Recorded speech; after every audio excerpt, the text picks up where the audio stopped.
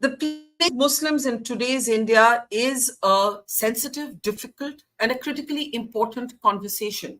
And a new book seeks to have that conversation going beyond labels and stereotypes. But this is also a day on which there has been a big Supreme Court judgment when it comes to the rights of Muslim women.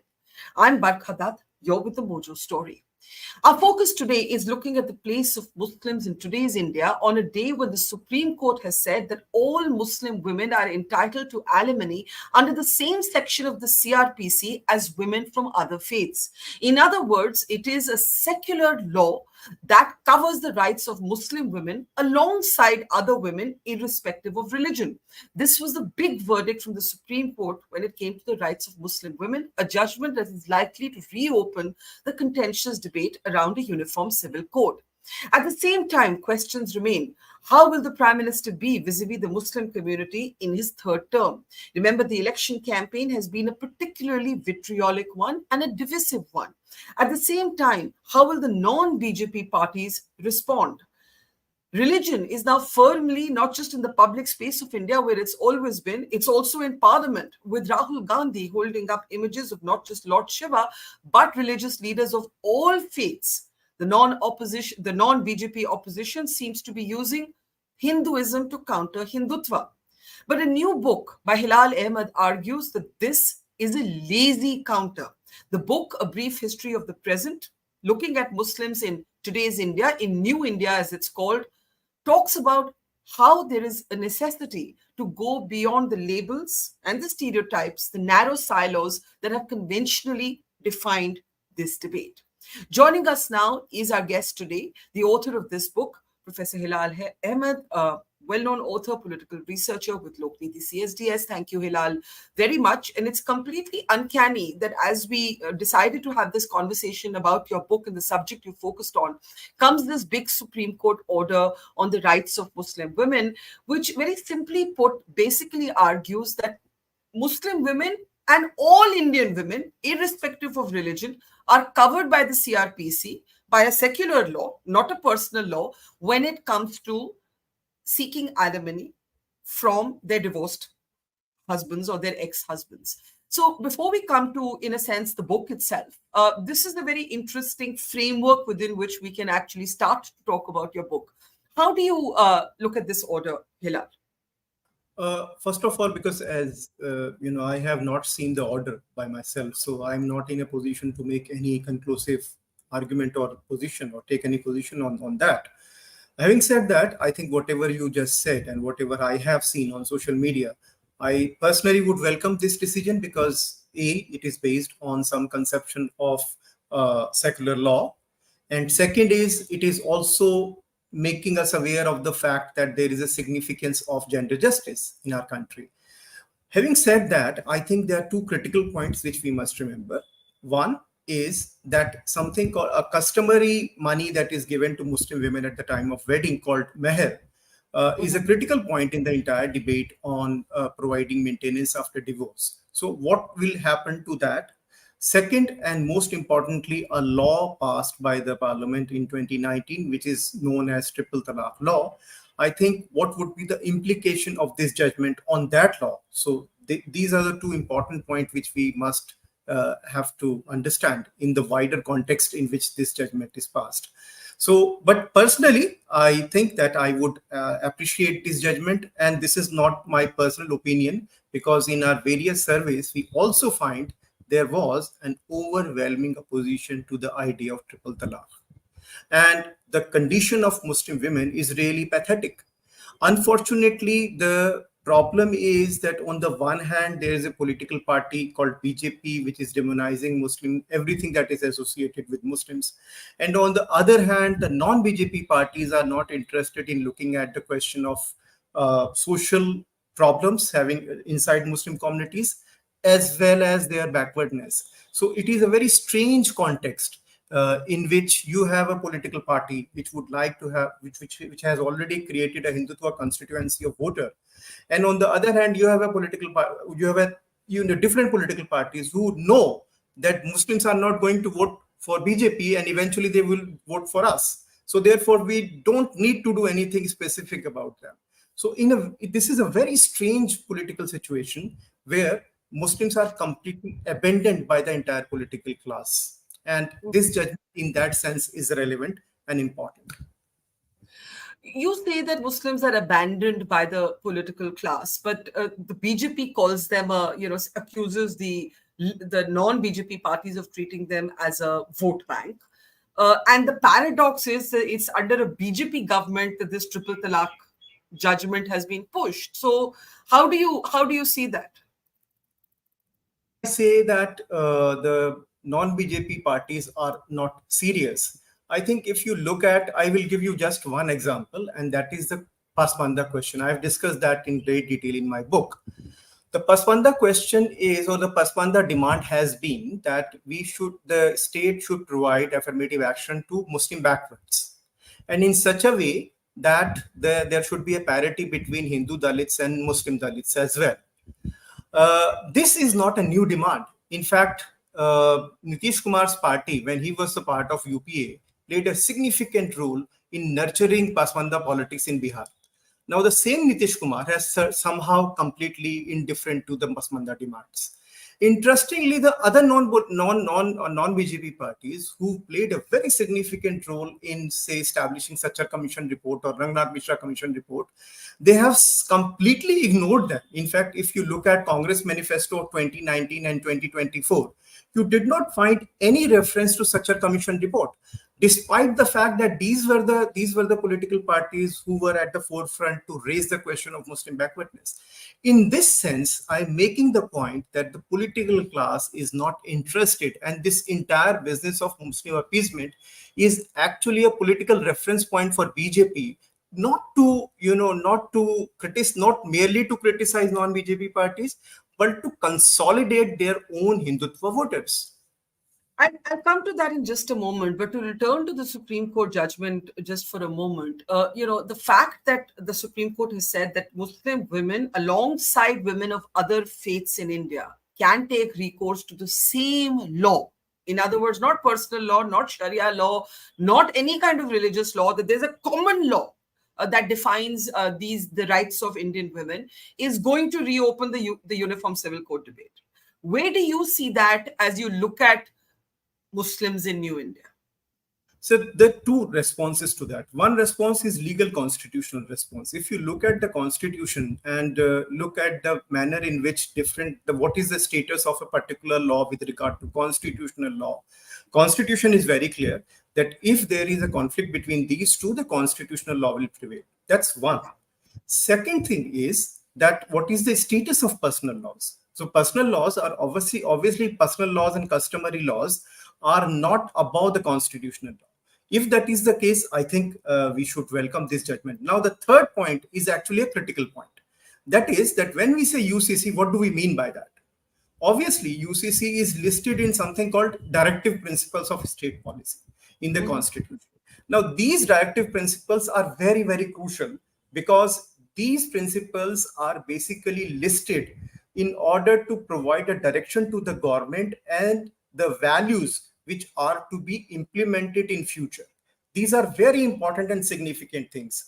And these elements must be taken in their entirety. You cannot say that I'm picking up the UCC and I forget about the equal opportunities which is ensured in not merely in directive principle but also in fundamental rights. So providing UCC will become meaningful if we look at the constitutional principle in their entirety. If that is not going to happen, then it will become a political ploy. Let's come to your book, where you actually speak about the concept of Hindutva constitutionalism, and you also speak about how the non-BJP parties' attempts to counter Hindutva with Hinduism is something that you call intellectual liberal laziness. You see, so recently in Parliament we saw Rahul Gandhi trying to take a bit of that Hinduism space, saying Hinduism doesn't belong to the BJP. Narendra Modi does not equal the BJP. When the BJP accused him of insulting the Hindu Samaj, he said, no, Mr. Modi is not equal the Hindu Samaj. So, and you write in your book about how other liberals, Pawan Verma, Shashi Tharoor, have tried to do the same thing. First, let's start about what you mean by Hindutva constitutionalism. What do you mean? See, constitutionalism is a positive term. It is a normative term which makes a distinction between the right of citizens and the state. But there is another and much more specific political interpretation of constitutionalism. Every political party in India would look at the constitution from its own ideological vantage point. So the Congress would, the socialistic pattern of society was somehow Nehru's interpretation of the constitution. Look at the Communist Party's change in the system was also an interpretation of that kind. Now, RSS and BJP, and before BJP it was Jansangh, they were very uncomfortable with the constitution from its beginning. Their attitude changed in the 1990s, late 1990s, after when they constituted a commission to review the constitution. And after that, and I think in my book I said that I should give credit to Narendra Modi, the individual, because he emphasizes that constitution can be interpreted from Hindutva point of view as well. And this is what I called Hindutva constitutionalism. But there are three features of Hindutva constitutionalism which we must remember. One, that Hindutva constitution believes in a distinction between principles and laws or rules. The argument is that principles are settled. The constitutional principle of equality, etc., these things are settled. What we really need to treat, we should treat constitution as a rule book. And this is what we saw in different ways in which constitution is used as an instrument. For example, hijab case, or later on, there are a number of instances in CA as well. Constitution was highlighted as some kind of a rule book. That's one feature. Second feature is there is a lot of emphasis on the idea of minority, not majority. The people who would say that BJP actually indulge in a politics of majoritarianism, my argument is no, they are not doing a politics of majoritarianism. Rather, they are actually doing a politics of Hindu victimhood.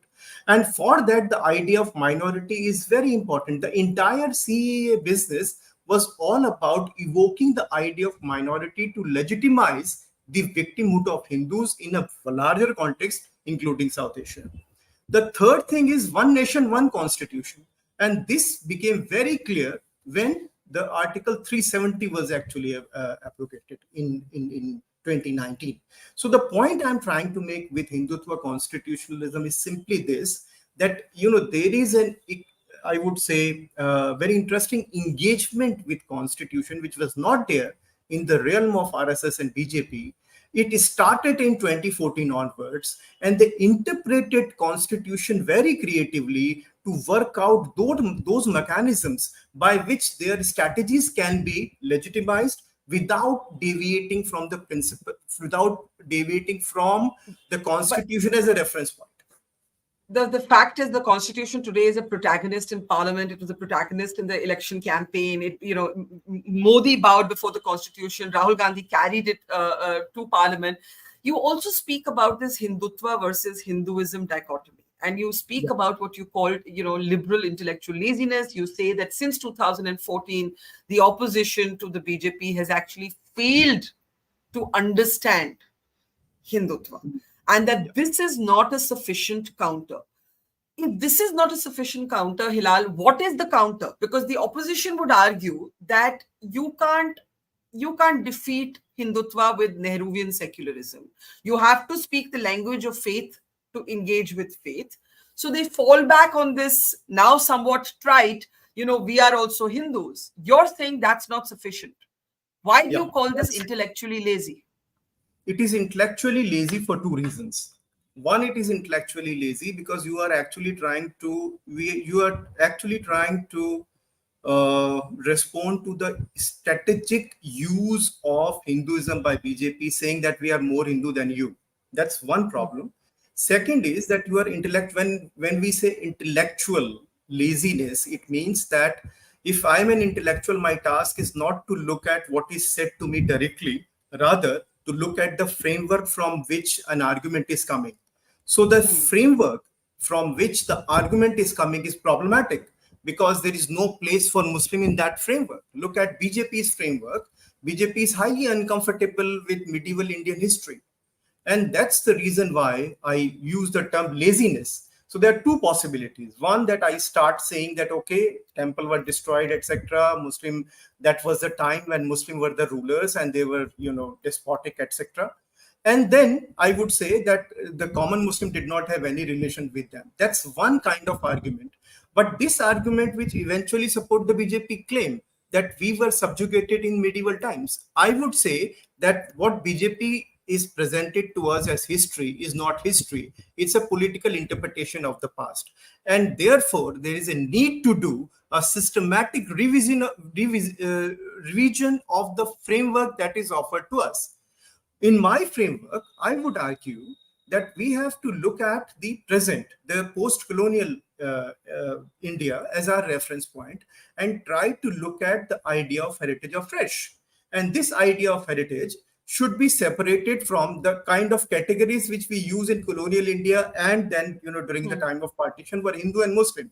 We are actually going back to those categories. Instead of using Hindu and Muslim as category, we can think of something else.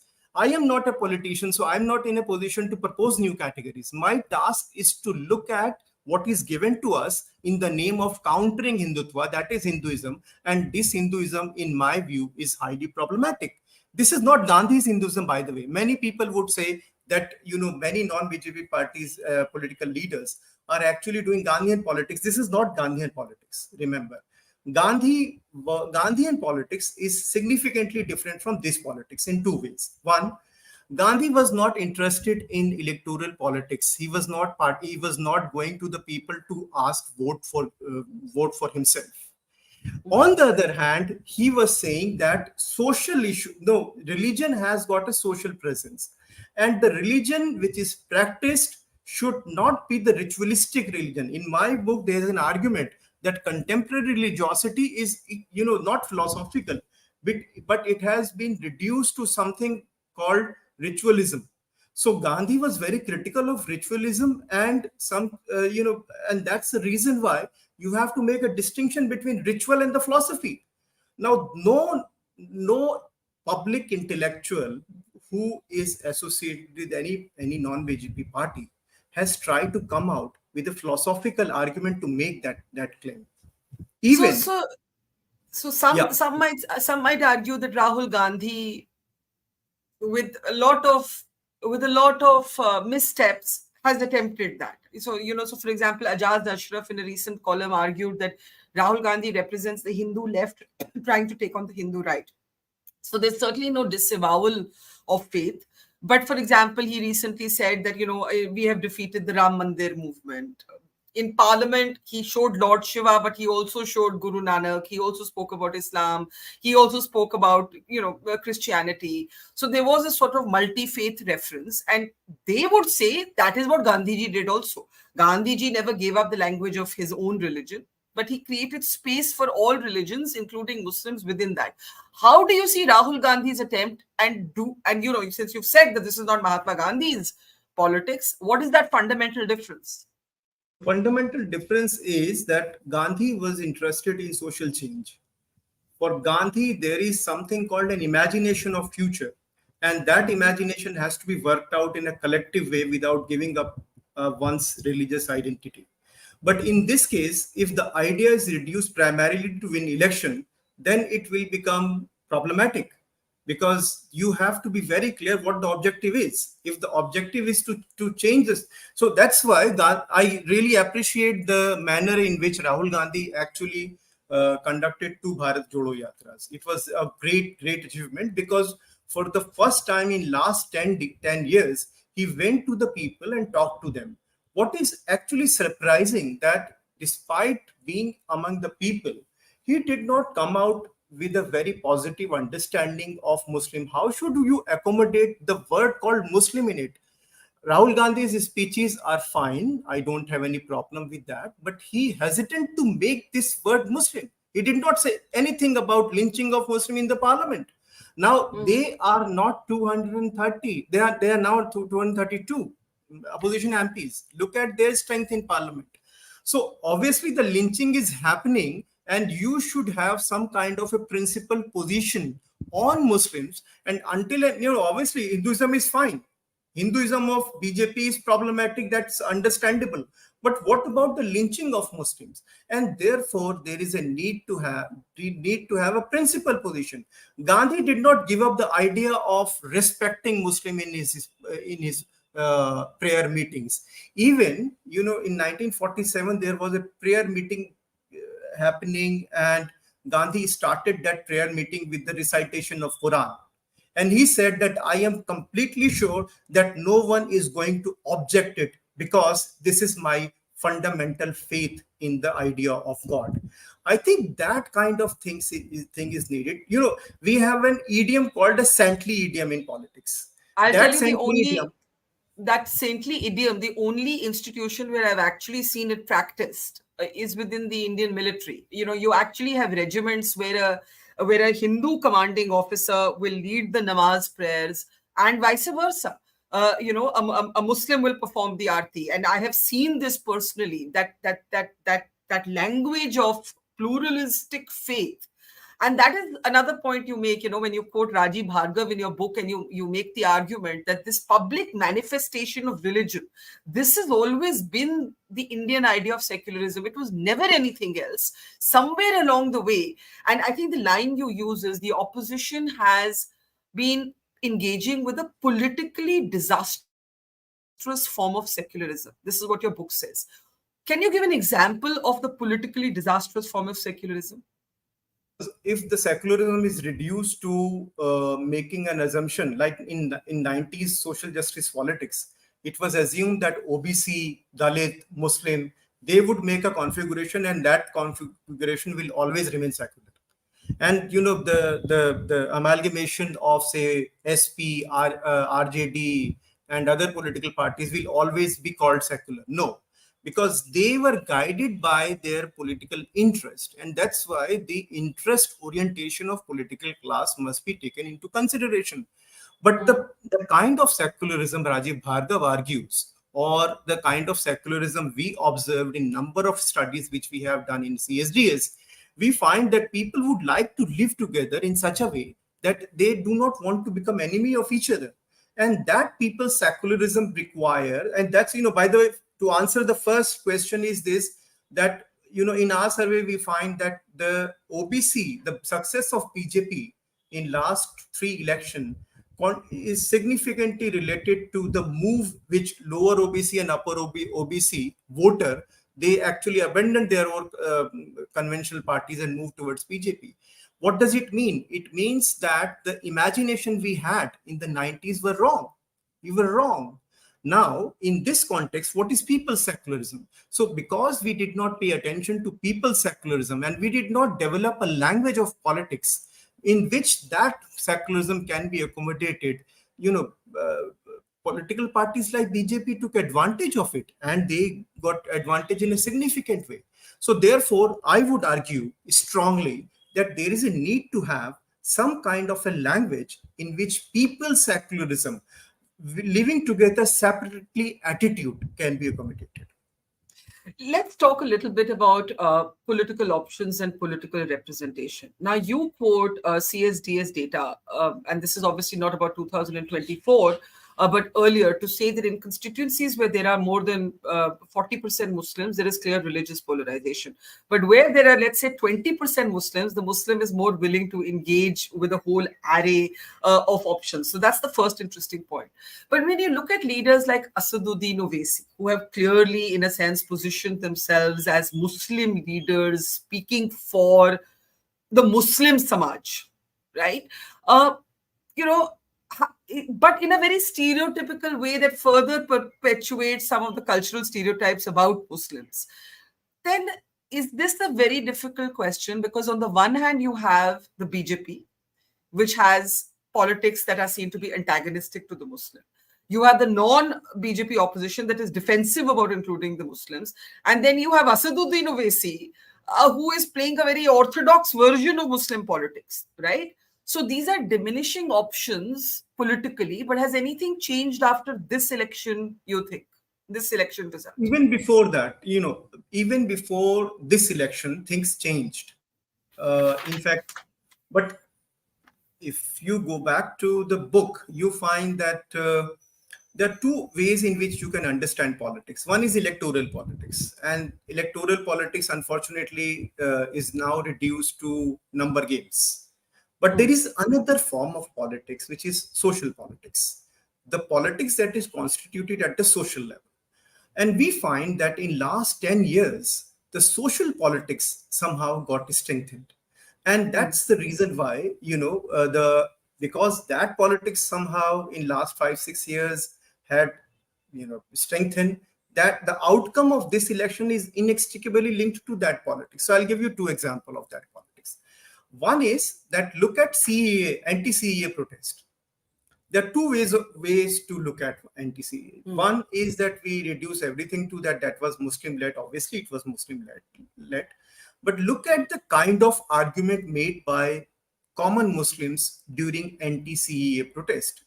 They had the copy of Constitution in their hands. They were reading the preamble, and they were having Gandhi, Nehru, and Bhagat Singh and Ambedkar's images in virtually all dharnas that were organized by Muslim, particularly by Muslim women. What does it mean? It means that there was a strong assertion that we are part of this fabric, and the political heritage that is available to us must be evoked to protect our interest. So in that sense, it was a highly secular version of Muslim politics that was actually led by Muslim women and other deprived section of society. One example. My second example is Pasmanda politics. Pasmanda politics has been arguing that you need not to give any specific quota for Muslims in, say, for instance, OBC. They would say divide OBC into two categories, OBC and MBC, and just use the secular criteria to evaluate their backwardness. Their assertion is that because Muslims are socially and economically backward, they will certainly come in most backward category. Similarly, they make this argument that why can't we have this scheduled caste category? We can secularize it. This category is communal because only Sikh, Hindu, and Buddhist are eligible for having such scheduled caste status. Christian Dalits and Muslim Dalits do not have any right to have scheduled caste status. If that is the case, then the Pasmanda demand is that this category of scheduled caste must be secularized, and there should be at the same time, and that's the most important point, which is coming out from Muslim politics and others are completely silent about it. And that is what is happening in the country is not public sector, but the private sector. There should be some kind of affirmative action in the private sector. No one is talking about that. Even if you look at the, except a serious leadership of Dalit communities, you do not find mainstream political party making this demand that there is a serious need to have some kind of affirmative action in the private sector. What does it mean? It means that socio-economic question and the question of secularism are inextricably linked to each other. And we cannot say that only one kind of politics will support the other. Until and unless you have material question resolved, you won't have secularism of people in place.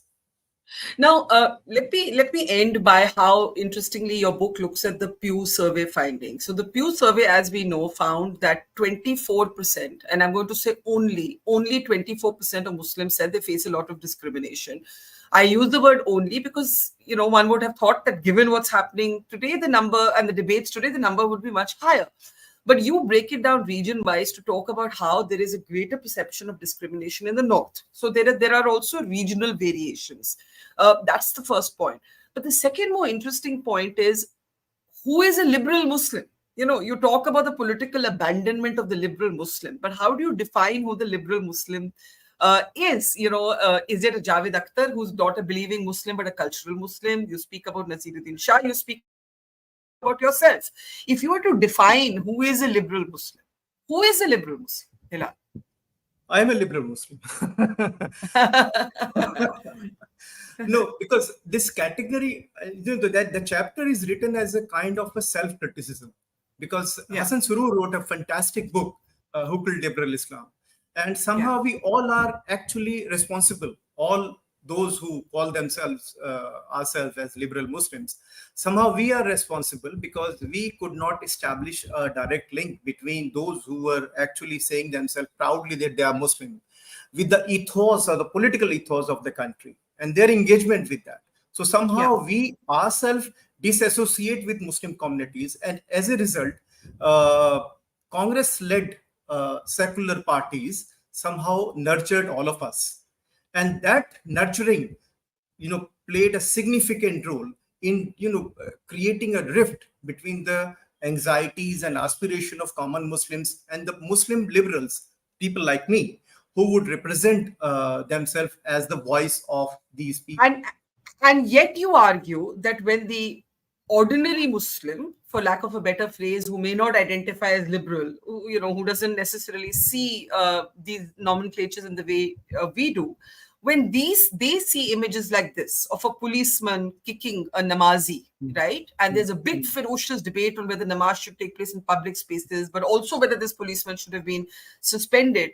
You argue that most Indian Muslims, according to you, are looking at this not through the prism of religious intolerance, but a political phenomena, that they actually see this as a byproduct of politics. Yes. In other words, if politics changes, then the place of Muslims will also change.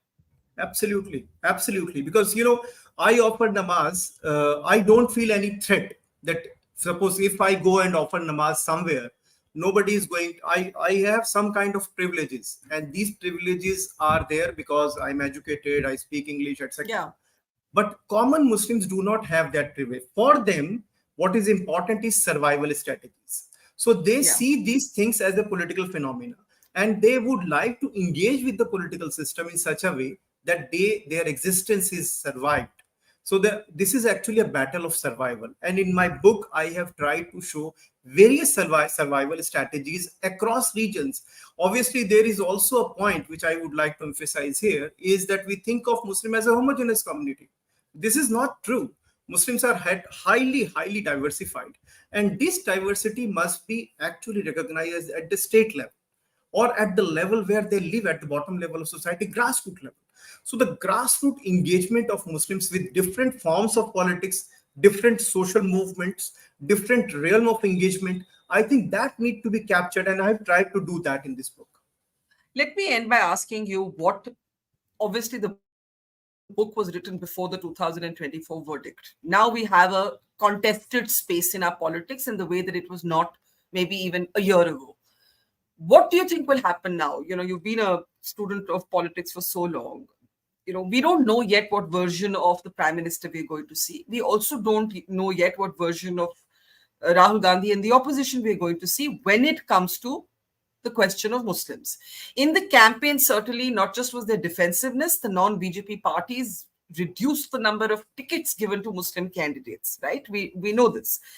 What are you expecting? You speak in your book about Muslims who are willing to engage with the BJP at a local level because they have to engage with their local legislator, their local administration, their local MP.